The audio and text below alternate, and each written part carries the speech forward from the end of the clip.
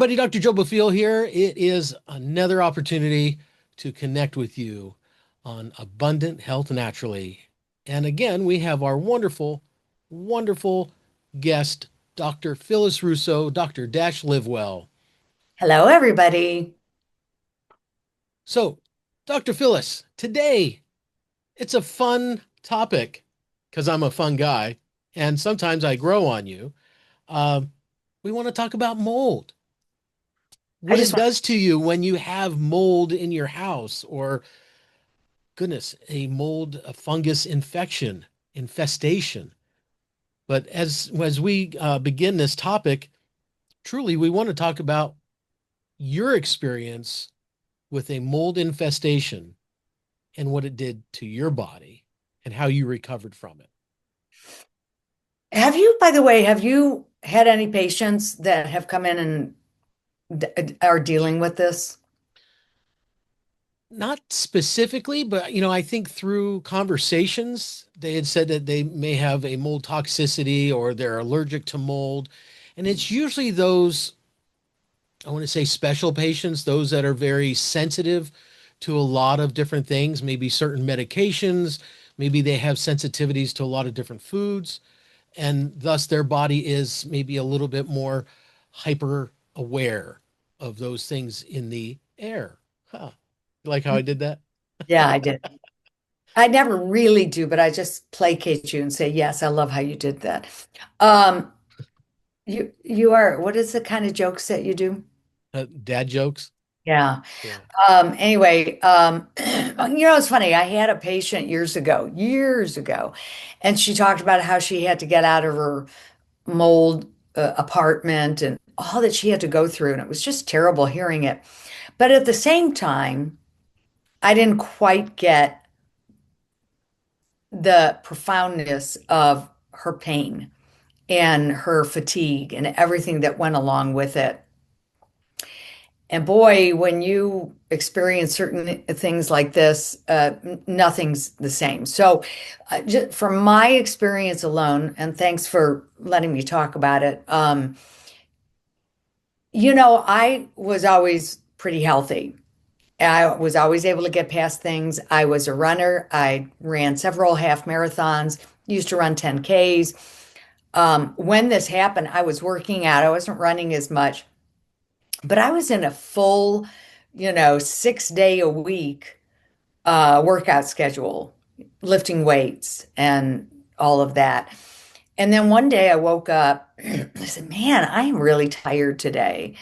I'll work out tomorrow. And tomorrow never came. And I still didn't know what it was. I still didn't know what it was.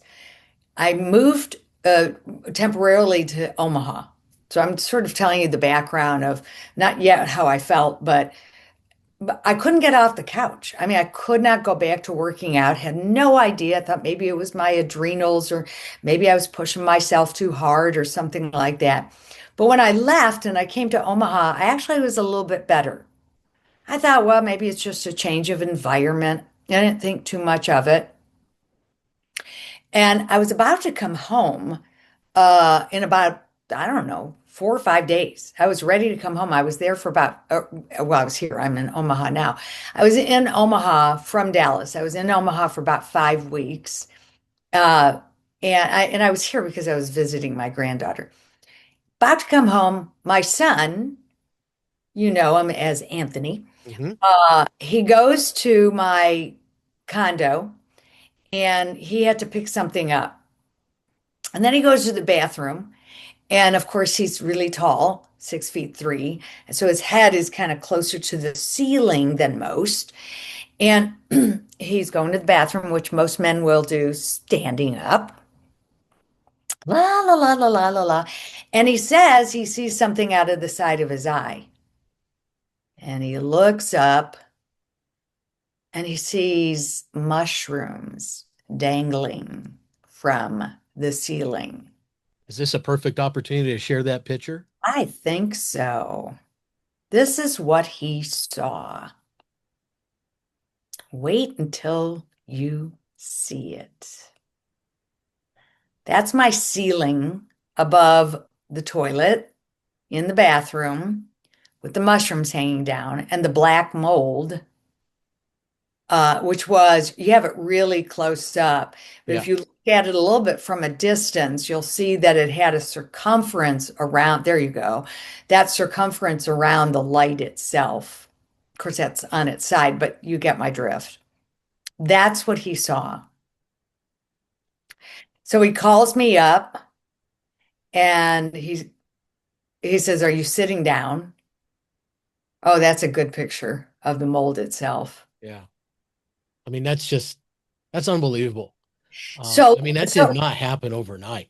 so the time where I said, "Hey, I don't feel like working out," was probably about 5 months prior to this, maybe more even actually. And so being in then it really, that must have really happened because that wasn't there before I left. So within those 5, 6 weeks I was away is when that finally came to fruition. And when I saw the picture, he sends me the picture. Honestly, I think I almost fainted. I mean, and I didn't even put it together with how I had been feeling. Not in that moment, but it was just so god awful terrible looking that that was my first thing. From there, it was, what do you do? How do you take care of this? And you better get on this because I'm about to come home. So I call up so we all owned our own condos, but we did have an on-site management. I didn't talk to her. I talked to her secretary, which was part of the mistake, but I said, look, we need remediation. You cannot get anybody in there until we do a remediation. They did not do that. They got their guys, their work guys to come in, and all they did was cut that ceiling out and replace it with some more drywall. Well, all that does is just take those spores, not only everywhere in my place, but it's also leading to the air conditioning unit in the entire 21-story building, 22 stories. So I couldn't come back. And again, anybody who's ever dealt with mold always deals with insurance. Who do you sue? Bad management. It's a story upon a story upon a story. And not very many lawyers take it because they're hard stories to fight, of which I never. Luckily, this particular management company did pay for my time in a hotel room, uh, and also all my cleaning, all the remediation. So somewhere along the way, I got somewhat reimbursed in the tune of just to clean everything and where I needed to stay about 12 to $15,000. I can't remember. But all my health issues, that's been paid out of pocket for me. So go ahead. You look like It sounds really interesting and similar to a lot of the chronic health issues that a lot of people deal with today, Mhm. where no one really wants to do anything about it. We kind of put a band-aid over it per se, slide it under the rug, but yet the person, i.e., yourself, is still dealing with the problem. I mean, even And to this day, yeah, and you are starting to show the manifestation of that before it even manifested on the ceiling. correct. I mean, that again, that didn't happen overnight. Things were festering and Correct. growing and growing. And then all of a sudden, Anthony's there relieving himself. And then he looks up and goes, whoa, that's Yeah. not supposed to be there. Yeah. Yeah. That's not supposed to be there. And it's interesting you talk about the time beforehand, before you actually saw it, because honestly, I didn't know why one day all of a sudden I couldn't move.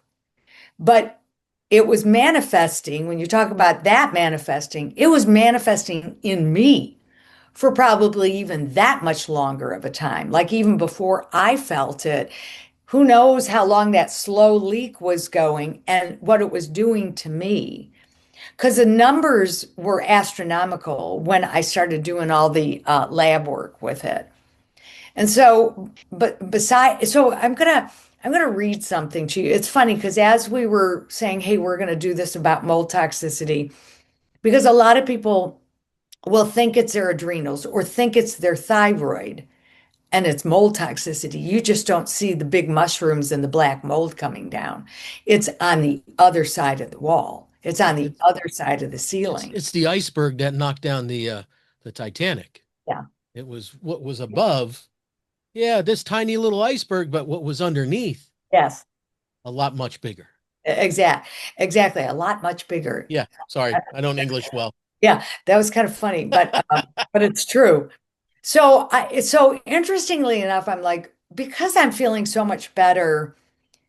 And remember, I had the Hashimoto's, and here's the good part about the Hashimoto's diagnosis. I might have had Hashimoto's for years, who knows, which might have made that mold toxicity even worse.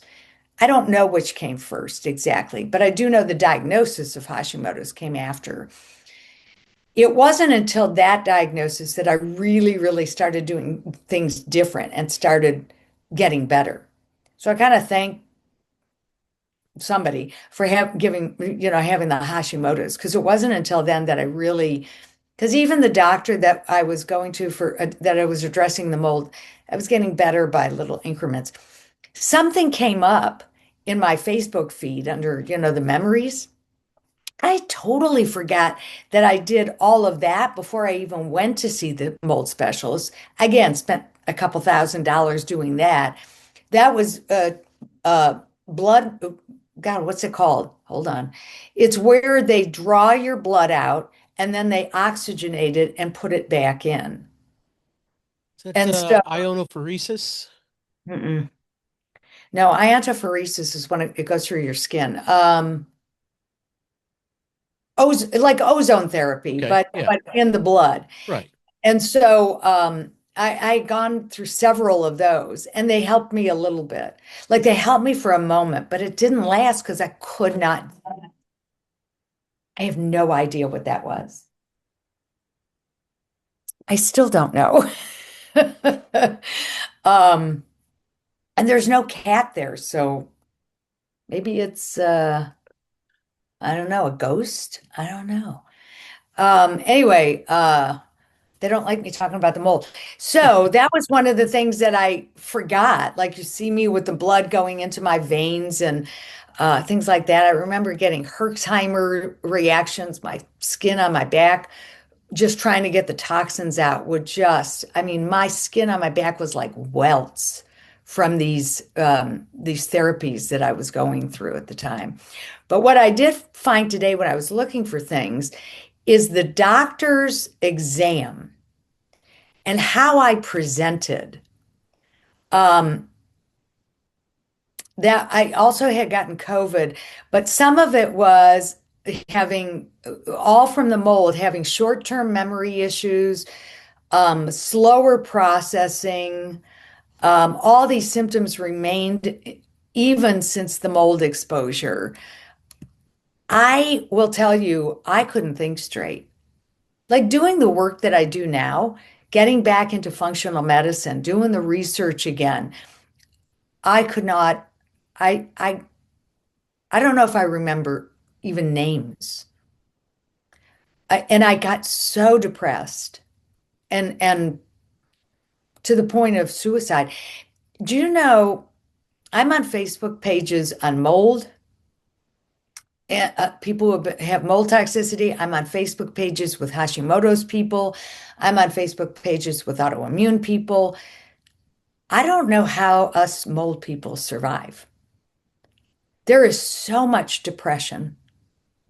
There, people feel hopeless, useless.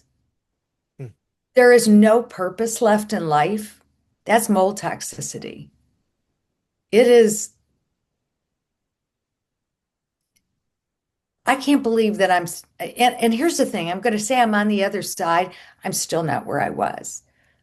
I'm still, plagued by hair loss. I'm plagued by fatigue levels. Like I pushed myself last week.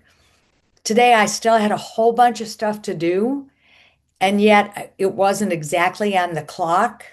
I didn't have a client or I didn't have this to do. And I just had to rest. Like there are times where I have to put everything to the side, and that just wasn't the way before the mold. Just wasn't the way. Um, it's so debilitating. I mean, I could go on, but you look like you're about. Interesting. One of my instructors through standard process over the years in MediHerb, he would always say that when everything is working well and fine and all of a sudden is not, it's due to infection. So we could have viral infections, we'd have bacterial infection, parasitic infections. We've talked about parasites, cleansing, mold, yeast infections. And it's Fungal. just, yeah, fungal. It's just amazing that if we are not aware or listening to our bodies, we could bypass this as something else. Or that infestation for so long can turn into something else. Stressing out our hormones and then our hormonal systems out of whack, i.e., Hashimoto's, or it turns into an autoimmune situation because the body's constantly under attack. And it's just a lot of people, as you said, fighting depression, fighting chronic pain, fighting chronic fatigue. If in the medical field, Western medicine, they will definitely put this off to the side and not dig in deep enough. Yeah, they don't. I will say, thank you for bringing that up. There isn't a Western medicine doctor out there that knows how to treat mold. You have to find a specialist. I was so fortunate in Dallas. His name is, if anybody needs, and people traveled all over the country to see him, Dr. Alfred Johnson. Um, he, their whole, their entire office is set up for mold. He doesn't treat anything else, but I am forgetting the biggest treatment that I had through him, and that was the hyperbaric chambers. So one, they do some major assessment, major blood work. They do separate blood work to see what mycotoxins are in you. It's urine. They go through. I went through Great Plains just to test myself before I started going to him. They go through real time labs. So they check for the mycotoxins, and then you do urine tests after you do the hyperbaric chamber. For a while, it actually gets higher because you're spilling out a whole bunch. And then eventually, what you're waiting for is for it to calm down. So hyperbaric chambers are full glass chambers. You get locked in. If you have any type of uh, um, Claustrophobia. claustrophobia, you it's going to be a tough one to do. But there's televisions on the outside, so hopefully it takes your mind away, and you're locked in. And you're because you don't want any other air to come in. It is straight oxygen. And what they do is they take you down to the depths, just like they would if you were a scuba diver, just to, get you back in. And you go in so much pressure, and hopefully the longer you do it, the deeper you can go, and the longer you can go. So I must have had about 30 hours of it total. Took me days. People, like I said, people came from out of town. They stayed at a hotel. They would come in twice a day, leave. I will say, right after the hyperbarics, after those 20, 30 hours, I was like a whole new person. That does help tremendously. The problem is it's not a forever, it's not a forever fix because because if it turns into autoimmune, you are forever sensitive to molds. And so that's the other aspect of this. So, like I said, the insurance company, you know, paid for a certain type of cleanup and all that. I'm still suffering of this today. So, I moved after that because here's the other thing. You have to move from it. Those spores, even remediation, never could fully clean it. Because as soon as I moved back after all the remediation was done, it almost killed one of my cats because they never got to the bottom of my bed. And one of my cats would always go down there. So her fur was at the bottom of the mattress or whatever that was. And she would go under and she was dying, Hmm. dying. And luckily, I got very close to my remediation guy, and they came in. I dumped my mattresses, had to buy new mattresses, and then they cleaned some more around the area, and then she was okay. Um, but I wasn't. I still, even after all the remediation, who knows? Like I said, it was probably in the air conditioning unit for the entire building. And again, I was out for so long just for me to start up again. I was weak. I was already atrophied. My body, remember how much I ran half marathons. I mean, my body at 60 years old was, I still look at my birthday. You were at my birthday party. Um, I, I had muscle. I mean, I was just in such good shape.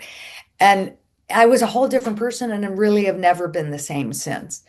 Um, it's, I always, I mean, I could cry talking about it because I thought I'd live to a ripe old age and I'd be running until I was in my 80s and I'd always feel good and it took that much out of you. It's not the Hashimoto's as much as that, as the mold toxicity. Can you talk a little bit about the sensitivity uh, that it leaves with you when you become affected by this? Because when you talk about sensitivity, I'm sure that if you walk into a building, a house, whatever, you could probably smell it, or you could probably taste it in the air. You know what's interesting? You said that because one of the women, the nurse practitioner, I got very close with her at the time. And I went to her sister's wedding and where they were all getting dressed, she was part of the wedding. She couldn't be in there because she is also very sensitive. She worked for a mold doctor and she's also very sensitive. I don't, I smell mildew, which is aspergillus. It's a different, by the way, um, the one that I was the worst was chitonium. And chitonium, is a black mold, but it's not the black. Like when they talk about black mold, they're talking about Stachyboras. Even though I have some of that, it was more of this chitonium, but it's like kryptonite. It's like Superman's kryptonite to me. But anyway, okay. So in my next house, everything was fine. I'm going to be great again. That's when I lived in Roanoke, Texas. So I moved from near downtown Dallas to Roanoke. Everything's fine. We got massive rains that spring. And I'll tell you another story about it. We got massive, and it was a house that was above the dirt. So you had, quite a bit underneath. And it, it was aspergillus. Now, aspergillus is more common. Shouldn't hurt the person as much. Aspergillus is all around us. Um, I was back on the couch again. That's my sensitivity. Like it doesn't have to be chitonium anymore. I mean, I don't even eat mushrooms in a salad. I stay as far away from mushrooms as possible. Do I have to? I don't know, and I don't care. We talk You about don't want mushrooms. to find out. Yeah, we talk about these medicinal mushrooms, and oh yeah, and I'm like, no, I'm good. I'll find another way to get better. Um, so the sensitivity is is what you take with you, and seemingly the rest of my life, because even in this home, I could tell I'm feeling so much better. But when the rains came, it's like I put on. I'm very fortunate, first of all, that my remediation man just thought the world of me. I don't know why, but he Who wouldn't? did. And he ended up in that house, he ended up giving me an industrial remediation air cleaner. And so I just run that like, well, I should be running it once a week. I haven't been lately. But and I can tell you right then and there, I feel better within a half hour after those are run. So that I don't know because it smells a little mildewy underneath the sink. I think there was a little bit of a leak underneath the sink in the kitchen. And then all of a sudden I'm better in a half hour. But the sensitivity again is devastating to the point of how careful I have to be no matter where I'm at. Another example, really cool area of downtown Omaha called Old Market. Very cool shops, old, beautiful, historic buildings that they're all in. I can't go down there anymore. I walk in a store and I'm out of there because I can immediately, for me, so some people will feel it in their lungs, some people will smell it.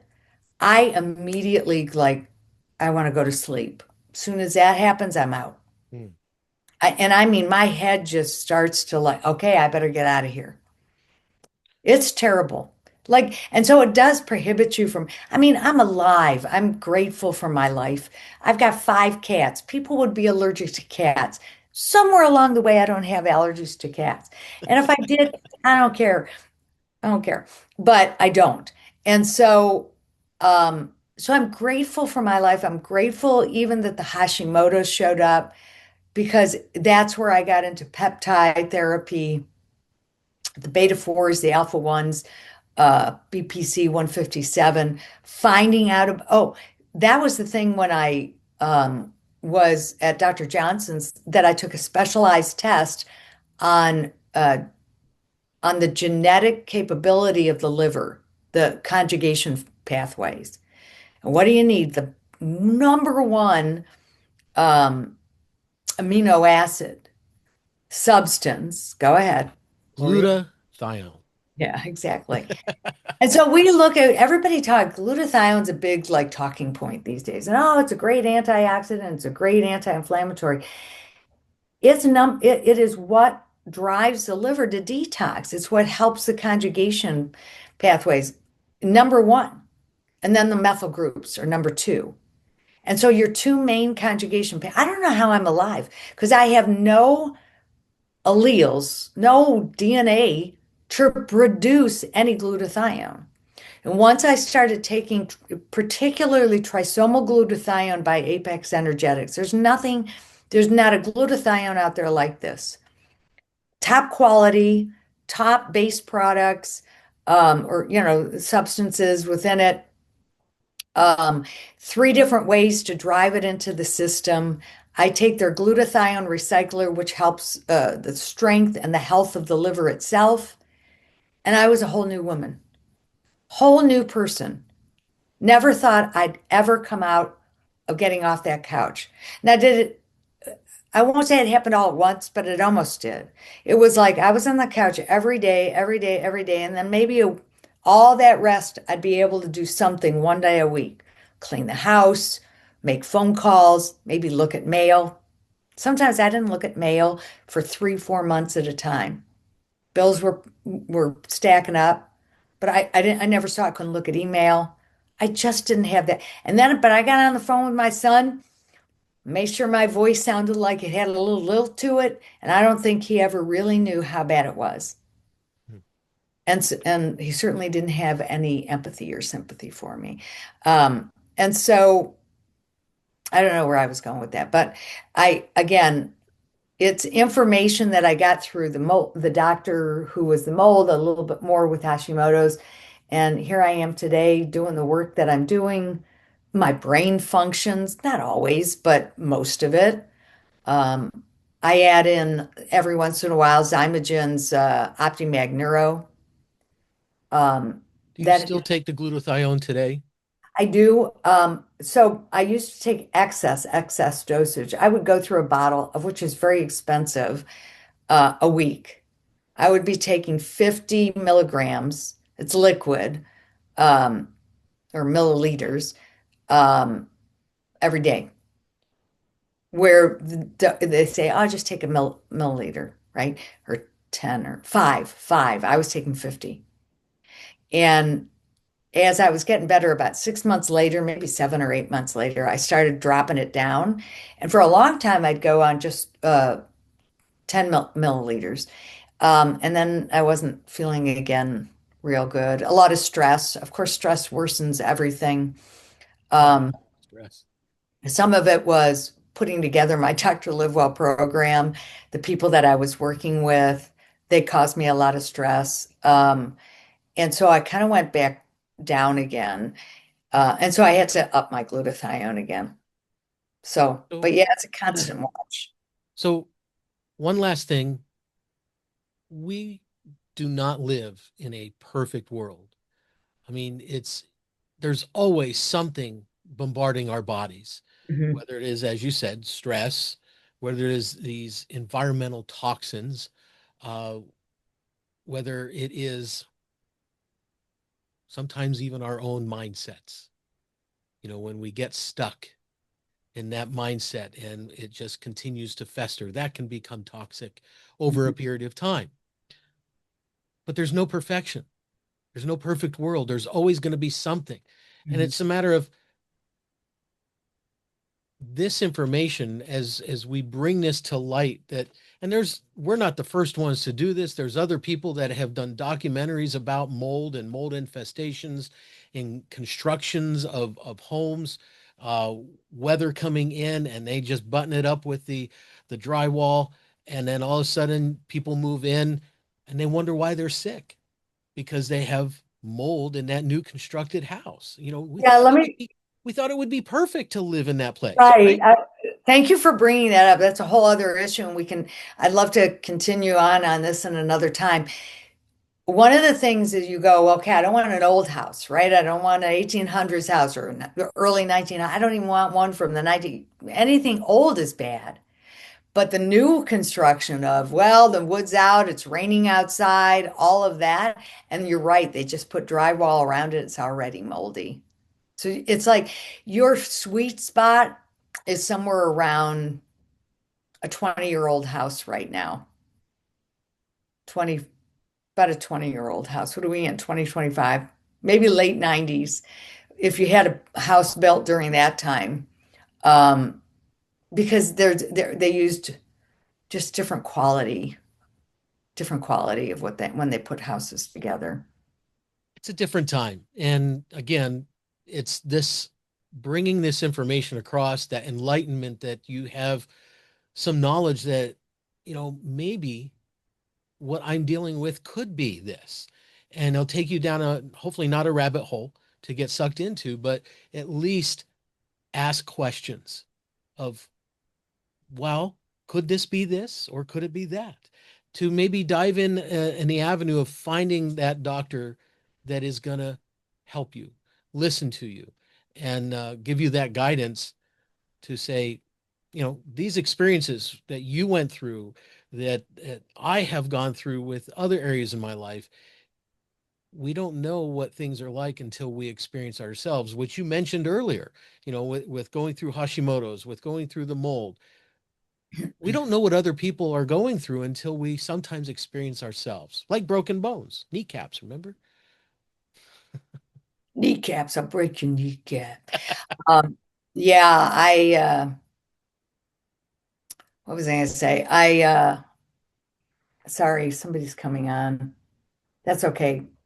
She must have not seen my thing. Don't worry about it. Um, what was I going to say? Oh, about the experience on your own. Well, here's the good news. The good news is that because of my experience, I do know what kind of blood work to take. I do know how to take, which company, which labs that I like that can give you the information about if you do have mold toxicity. I can get a hold of certain peptides that will help. I can lead you to hyperbarics and who are the best ones to go to in the country. So that part, is helpful. But if we talk about this again, I'd love to show you some of my blood work and the importance of the testing during that, what the good labs are. Um, and I can help you through it. Like, man, the emotional part is just, she must have just read her, read her thing because she's out. Um, the emotional part and how to get through that, because that honestly is the hardest part. And nobody understands. One of the biggest things that I talk about in the mold toxicity Facebook group is how our own families don't have a clue and don't get it, just don't understand. My son at one point said, "Mom, you need to like go to some sort of therapist." And I'm like, "No, I need to get better. Like I need to get off this couch." And that's the first time I can honestly say this needs to be addressed. It isn't the emotional side. It's one of the few things that I can say. Here's what I've told patients for years. 10% of what we go through is purely genetic. 10% of what we go through is purely environmental, and 80% is a mixture of both. This one really feels like it's purely environmental. It at least starts that way. You don't ask to bring this on. And to your defense, you can't get better by just taking care of the emotional side of things. Not on this one. No, Mm-mm. you have to, I mean, that's just basically cutting the weeds and not getting to the root. You have to get better. You have to get up, get moving, figure out what do you have to do to heal from this, um, in order for you to feel better Yeah. mentally and physically. So, It's true. I mean, and sometimes again, doing more of the counseling work that I do now, I would say that what you just said, you can say it the opposite way too, right? You can say, it's just cutting the top of the weeds or cutting the weeds out, even on some of the nutritional stuff, if they don't address some of their previous emotional problems. But I will say, when it comes to mold, I mean, I honestly, life was good. I was feeling great. I All that was just great. I was under some stress prior to that, but I've been under stress. Nothing in this lifetime hit me like that. And that's the power of indoor mold. Let's not forget it's indoor mold. right. So as we land the plane here, Mhm. could you, in our final thoughts, give people what to expect, what they may be experiencing, what symptoms or what manifestations of being around that mold on the inside? What are they going to experience uh, on their bodies, in their bodies, their mental and physical outlook? So, a couple things that I didn't experience that others will. And so I want to mention those first. And that's like their lung capacity. Like all of a sudden they'll have more respiratory problems. Um, but the other ones that are more hidden or secretive is that because it's a symptom because remember, the molds go into your lungs first, right? We breathe them in. And so lung conditions happen. Whatever happened though with me, since my liver couldn't get it out, but this is everybody. Foggy head. You can't think straight. You can't remember. You think you're losing your mind. Depression ensues. And depression isn't just from that you're lying down all the time and you're depressed and you feel hopeless because of that. Depression itself, remember, that's a neurotransmitter problem, right? And so if it's a neurotransmitter problem, it's the molds, the mycotoxins actually, affecting the neurotransmitters. So what came first? The depression from the mycotoxins or the depressions because you're sitting around because you can't move? So the other thing is just chronic tiredness, a lethargy that it's so hard to explain. Only us mold people have it. And that is, you can't even lift your arm. Like you just can't. It's almost paralysis. That's the difference between, oh, I'm just tired and I want to sleep. It's not even like sleep in your head. It's like your body won't move. I can't even explain it. And so again, people might think, oh, my adrenals, maybe I push my adrenals too much. Back in the old days, we even before thyroid stuff, we used to talk about in holistic health, oh, our adrenals, we're affecting our adrenals. There's a lot of things before the adrenals. There's really only kind of one pathway at the pituitary where it goes into the thyroid and into the adrenals. Otherwise, it's really not. Adrenals is kind of a final effect. And so people think, oh, I'm just, I'm working too hard. But when you get that heaviness, you feel like you just can't move and you just can't push yourself. And it could be a combination of autoimmune. And that's the thing. I wonder is the autoimmune, was it there before I got exposed to the mold? Because Anthony got exposed to the mold. He wasn't there every day like I was, but he did say that when he did come by to visit, that all of a sudden he just wanted to sleep every time he came. But it didn't carry with him. And so maybe he didn't get the genes that I got, even though he's my son. Um, maybe it wasn't as drastic. I mean, and he wasn't as exposed as I was every single day. I lived there. Yeah. So I hope that helped. It it helped me and enlightened me. And I know that as others listen to this and watch, it's going to be an opportunity to sow that seed to say, how about I dive in a little bit deeper, ask a few more questions, reach out to Dr. Joe Bafil or Dr. Phyllis Russo. Um, we're just here to help continue to educate, to bring forth information that inspires you. And hopefully from this connection, you experience some abundance in your life. I appreciate everybody tuning in, and what a great topic that we can continue on with. Dr. Phyllis Russo will next time share some information about her blood work and what to look for, what type of blood work to go after. Um, in the past 40 minutes here, we touched a lot, so We did. it's Well, I'm awesome. glad to be able to share it with people. I had one more thing to say and now I forgot it. But I would call it maybe old age. I don't know, but that beside the point. But anyway, though, that is a part of it, I think, but not really. I'm just fooling with you. Um, I'm glad I was able to share it because it's a story to be told. And it's a story to be told not for myself, but for so many people. Well, we could leave on this that when we go through test in life, it allows us to have a testimony to share.